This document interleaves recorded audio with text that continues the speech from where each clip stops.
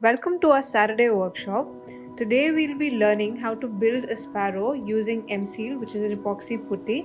To build this beautiful piece, we'll be requiring the following materials.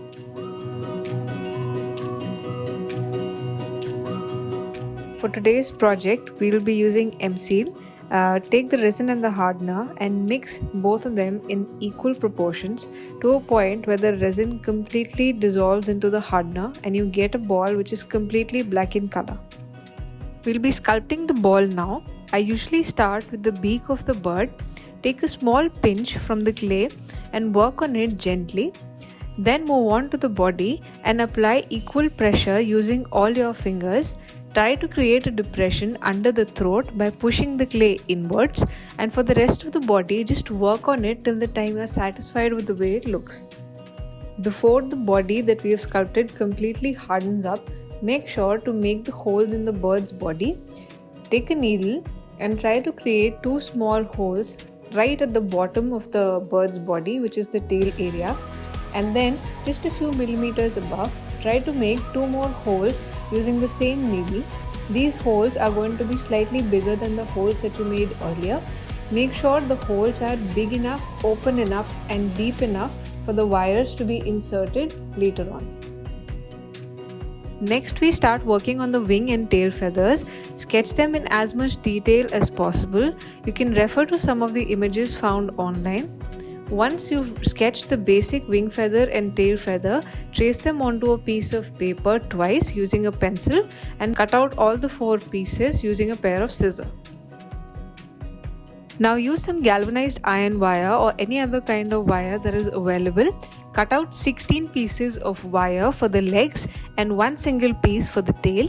Insert 8 pieces of wire in one hole and 8 pieces of wire in the other hole, and for the tail, make sure the wire is in the form of an elongated U so that it can be attached to the bird's body easily. Use Fevikwik to attach all the pieces of wire to the bird's body. Next up, use a nose plier to twist all the pieces of wire in one direction.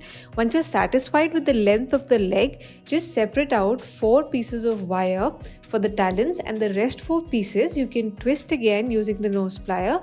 This will act as an extension to be used to attach to the base onto which the bird will perch.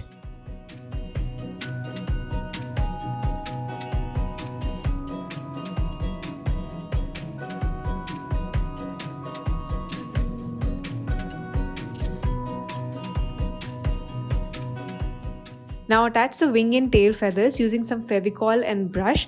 Make sure that when you're attaching the tail feathers, the wire which acts as an inner structure for the tail should come in between the 2 pieces that you're gluing together.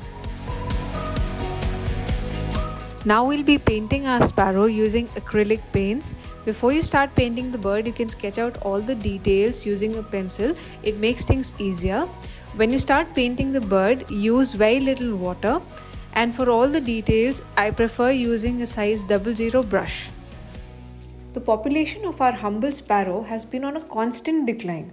Even though it's listed as least concern by IUCN, it would be a shame to see this beautiful bird disappear in our lifetime. There are multiple number of reasons for its decline, and as responsible citizens, we should install bird houses and bird feeders to help create a more conducive environment for them. On this World Sparrow Day, let's pledge to help our little friends survive. And now our male house sparrow is all ready to perch. For the perch, I have used M-Seal, and before this piece dries up, I have made 2 holes using the same needle to attach the wire extensions of the sparrow using Fevikwik. Once the bird is attached to the base, you can paint the base using acrylic paints like I have done in this case. And with that, your piece is all done and it can be used as a table topper which can go anywhere in your house.